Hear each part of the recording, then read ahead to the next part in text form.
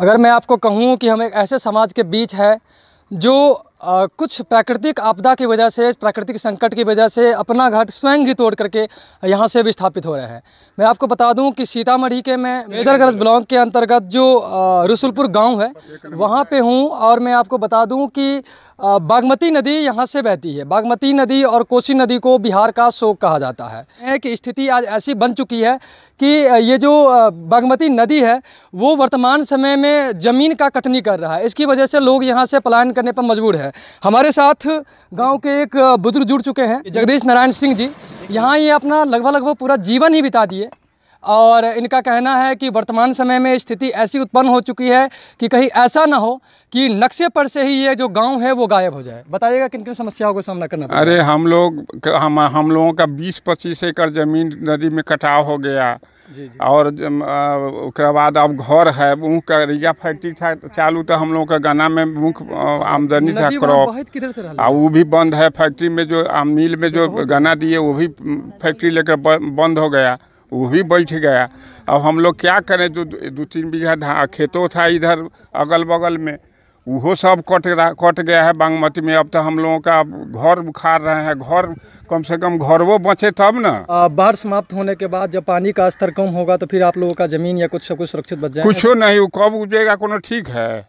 अभी तो बालूपुर जो है वो उस पार पड़ गया। यहाँ 3 किलोमीटर कटा होगा, सरकार कुछ देख ही नहीं रहा है। न कोनो हम लोगों को बुझाया हम लोग पाकिस्तान में है कि नेपाल में है कि अमेरिका में, कोनो कि बिहार राज्य में है कि भारत देश में, न समझ में आ रहा है। पता ही नहीं लग रहा है। पता ही नहीं लग रहा है। हम लोग बिहार राज्य विस्थापित होकर अब जा रहे हैं। अपना घर ही बाप के, हमारा पिताजी के बनाया हुआ घर हम लोग अपने सब तोड़ रहे हैं, ईंटा उखाड़ रहे हैं। यहाँ से कितने किलोमीटर दूर पहरे नदी बहती है? अरे 3-3.5 किलो।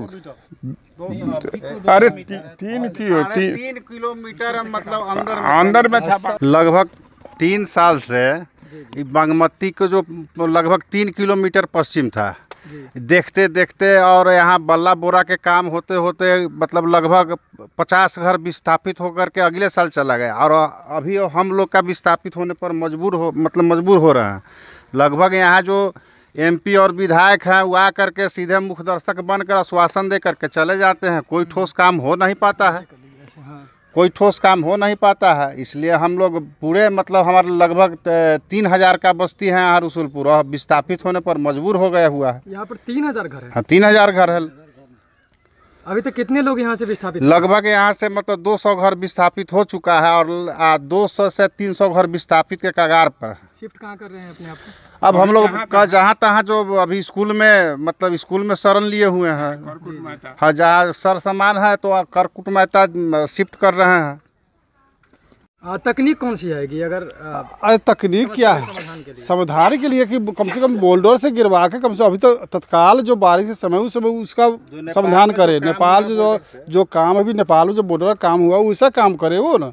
हमारे देश के ही पैसे से, हमारे ही देश के पैसे से दूसरे देश को पूरा ऐश मौज कर रहा है। हम लोग उसे ही मतलब पूरा व्याकुल है। से विस्थापित होने पे मजबूर है, और कहाँ जाएंगे इसकी कोई संभावना नहीं है। सरकार की तरफ से भी कोई देखभाल मतलब नहीं हो रही है, और ना ही हमारे MLA या MP भी, कोई भी प्रतिनिधि हमारे जो है वो देखने को नहीं आ रहे हैं ना। कभी नहीं देखने आते हैं, कभी देखने नहीं आते? नहीं, कभी देखने नहीं आते। नहीं शासन न प्रशासन कोई नहीं देखने आते हैं। कितना बार हम लोग DM साहब को, कितना बार CO साहब, BDO साहब को बताए, इसके बाद भी कोई सुधि लेने नहीं आते। वो प्लास्टिक तान कर मवेशी के लिए है, ये नहीं है जो मवेशी को उसमें जल नदी जो कटनी कर रही है इसकी मुख्य वजह क्या है, आप बताइएगा? मुख्य वजह जो नेपाल में जो धारा प्रभावित कर दी गई है, जी, जो बोल्डर से बांध के नीचे बांध दी गई, उसी चलते प्रभावित हो रही है। नदी का जल विपरीत दिशा में उसको विस्थापित कर दी गई है, और ये घर इसीलिए तोड़ा जा रहा है कि डर है कि कहीं देखिए सबसे बड़ी परेशानी क्या है कि कटाव के कारण हम लोगों का खेत तो पूरे कटाव में चली गई। तो यहाँ से क्या होता है, हम लोगों को तो पैसा भी नहीं बचा। सरकार हमें कुछ दे नहीं रही है। मुआवजा के तौर पे आज तक कुछ मिला है? कुछ नहीं मिला है अभी। तो सरकार जब कुछ नहीं देगी तो हम लोगों का खेत जो है तो कटाव में चली गई। और हम लोग का मुख्य फसल था गन्ना के किसानों के रीगा मिल भी बाकी रखी। उसके बाद परेशानी हुआ कि नदी के कटाव के कारण हम लोगों का घर भी हटाना पड़ रहा है। लगभग पिछले साल की कटाव में 100 से 150 घर हटाया गया यहाँ से, और जहाँ तहाँ अपने रिलेशन में जाके बसे। इस साल भी वही माहौल है। प्रत्येक वर्ष मतलब एक पर्व त्योहार की तरह ये जो है हाँ, ये आपदा पर्व त्योहार के तरह आती है और सभी को लेकर जाती है। कहती है बहती गंगा सभी को बहाएंगे और रसुलपुर गांव से सभी को हटाएंगे। ऐसी नाड़ा नदी के तरफ से और सरकार की तरफ से लग रही है। तो हमें तो सरकार से रिक्वेस्ट है और उनसे विनती है कि यहाँ के जो भी लोग हैं उनको सहायता दिया जाए, उनको बसने और नदी के कटाव की रोकी जाए, अच्छी से अच्छी व्यवस्था की जाए। बोल्डर से हो, अब कितना भी बजट दे और उसको अच्छे ढंग से नहीं किया जाए तो सही नहीं मायने हैं। इसलिए सरकार से विनती और रिक्वेस्ट है कि वो अच्छे ढंग से इन पर काम किया जाए। एक दिन ऐसा समय आएगी, स्थिति ऐसी बनी रही बाढ़ की कटाव से, तो ये रसुलपुर गांव नक्शा से मिट जाएगी।